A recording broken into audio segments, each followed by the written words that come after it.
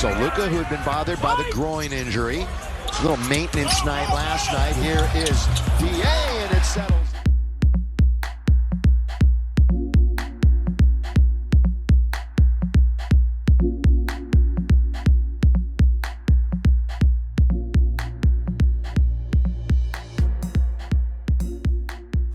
Smart on the floor for the Lakers, and handling the basketball is Marcus.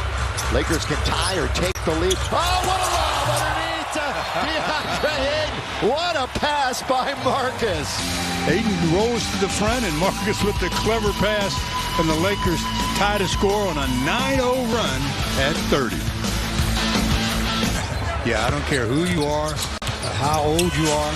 You play this game, you're going to have a bad night. The lob, the jam, which you mentioned last night. That's thrown up and missed, taken by the Lakers. They're up 43-36. They've got the ball, and they're streaking down the court with Luka. Luka lob, throw it down, big fella. Got to be a timeout by Toronto. 14 on the shot clock. LeBron James, he's got Bomber in the air. That's just really excellent vision. Right in the middle of his shot, he throws the pass. They're looking at LeBron, goes up to shoot, and just the last second says, I see you, big fella. 25. And the other two players are like defensive players. I don't think you need 5 scores on the floor. Nicky turning, shooting, won't score, and the game is over. How about that? Again, the Lakers have a lead going into the third, and they come away victorious. And a double-digit win. They didn't have to go to crunch time. First, tell me about the defense, especially in the fourth quarter, but really the second half. You guys have picked it up on that end. Well, we didn't want to take another L and bring it home. So JJ was really honest about having pride in our defense and really closing our possession. Toronto is a hard crashing team. They still got a lot of second chances, and we still got the chance to get a dub, but instead we still got a lot to learn and a lot to develop on that defensive end, closing out possessions. All right, no missed shots for you in this one. I know you got a little bit of help from your friends and Luka and LeBron setting you up, but where did you find that rhythm on offense tonight? Really them just running the floor, crashing the glass hard, and just posting up always a physical game in the beginning, and the refs let us play tonight when it comes to just doing everything with pace and adding a little physicality to the game, and that's where I dwell at. And I felt good tonight, and I appreciate Luka and LeBron really finding me and getting me the open spots and getting me some easy looks. All right, Deandre, so you won't be in this building for a while now, 8 straight on the road. Of course, one of them is in Los Angeles against the Clippers. What's the key for you guys to take this kind of attitude from this game as you go onto the road? Yes, sir. Keep it consistent with the energy. It was a lot of energy tonight, and we just got to embrace that and keep that swagger going. Appreciate it, DeAndre. Appreciate it. Back-to-back at the end of a brutal 5 games and 7 day stretch. The Lakers find a way to bounce back, get the job done 110-93 versus the Toronto Raptors. A very good team, mind you, in the Eastern Conference. And look, big game. Credit can be served in a variety of ways. You can go 3 starters with at least 20 or more, led by Deandre Ayton, a perfect night for him. We'll dive into that. Him and Luka with 25. You got the 41 on the second night of a back-to-back, pouring in 24. You're plus 21 from deep, and not to mention, as I just clarified for Chris McGee from downtown, you hold your opponent to a season-low 93. Pick your poison. It was a good night for the Lakers. It's a perfect storm tonight, coming off a loss. Getting some key players back gives the team just enough confidence from the beginning. You're getting Rui back. You're getting 2 centers back in Ayton and Hayes. And so when you have players together, and of course JJ's been putting a lot of emphasis on the defense, and these guys know they are better defenses they've been showing. So a good night to get that going again when you get some familiar faces on the floor. And then I thought the execution was great. I thought the defense was good. Toronto did get some offensive rebounds. It gave them some opportunities to hit some threes to get them back in the game. But I thought overall, Ayton, I thought Marcus Smart doing a pretty good job handling his position. And then, just a good team effort on the defensive end, Fish. Yeah, no, the team looked connected. I mean, sometimes the struggles can not demoralize you as though you're giving up, but everything feels heavier. I thought JJ mentioned in some pregame sound about the joy for how they play when they're playing well and things are going well. They haven't lost that entirely. And you got a chance to see that tonight with main guys back on the floor. They didn't look like a team that has lost belief in who they are and what they can accomplish. And this is a great quality win, especially before getting out on the road and not seeing your home court for a while. Always felt like these were like 2 wins just because of how difficult it is out on the road. You do not want to lose that last guys time. back, but Timmy going back in with alongside Ayton, I believe, to start the second. And what did you see with, was it Jackson? It was DA. Yeah. So what did you see from kind of thinking, hey, this is a spot, we want to put him in, give him a shot, and how did you feel like he did? Oh, he was great. He certainly earned a spot coming off last night where he played phenomenal, and you get the clipboard. Just we had talked about it, so I knew it was coming, but it's still like a little jarring to see the Vando, Drew, Da, like it's a LeBron. That's a big lineup, and they did a good job of playing out of the post during that stretch, and we also were able to get some stops and run. So I thought they did a good job. JJ, you can run stats and figure out the first player to do this is then or whatever, but tonight's DA is the 3rd player in Laker history to go at least 10 for 10 with 10 rebounds. It's him, Wilt, and Mitch Kupchak all time. Just how good was he tonight for you, and what did you see in addition to the efficiency, just like spirit-wise from him? Yeah, he was phenomenal. I mean, he's had a number of these games where he scores efficiently, but really just from a production standpoint to get 20 plus points, 10 plus rebounds, that he's had games like this.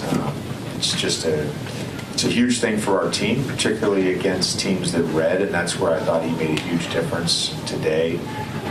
There were a couple passes early that we threw to him. One was a lob. One was we were trying to get a seal in early offense for him, and we didn't get him the ball. One was a little high on the lob, and then the other one got deflected. And I thought our guys just continued to trust him. And as the game progressed, he made some really tough catches in traffic, and then was able to score the basketball. Really hit a third quarter when it was kind of anybody's game, and it didn't seem like he had as much rhythm since he came back from the calf prior to tonight. What did you see out of what was working for him? Yeah, well, there was a game earlier this week where he felt like he made a few shots, and then last night, got into a little bit of the rhythm. So it's starting to come. The minutes restriction, I think, for him is tough. We were able to expand that tonight. We still had a couple minutes left there on the total, but those shots. I told the team this after. Those were big shots for us. They really helped. When you're getting stops in a game like this, they're top 3 defense. In a game like this, where it's hard to score and it's a low possession game and it can be a little muddy, those shots were huge for us. JJ, I feel like I asked a version of this Tuesday when you had 140 some points against the Hawks. Like the fact that you're able to get these kind of performances from your team on the second nights of these back-to-backs during the stretch, how do you feel like you can build on that for the rest of the season? This is a very tough time of year for everybody in the NBA right now, and for the teams, and there are a number of teams that have rotation players, starter level players, all-star level players like us that are out of the lineup or in and out of the lineup. It can make an already difficult stretch of the season even more difficult, and the guys have done a great job of just getting through this stretch, fighting, and really we're starting to get healthy, and hopefully we get AR back soon. 2 very different games, to be honest with you. This was this was a 95 possession game, so a very low possession game, and the Atlanta was up and down and back and forth and a lot of transition. But we knew that for us against their defense, we had to slow this thing down, and that's where the zone came into play. Just transitioned out and wondered, obviously you saw his performance last night, and you had a couple of moments with him on the court tonight. What do you make of a guy, coming in like that, playing out of position and finding a way to contribute like that? Very good for him. He made some big plays today. Obviously, he played great yesterday, but just to not play before and then just come in. We asked him to do some things and he did it. So it's unbelievable. How did the groin feel for you? It's okay.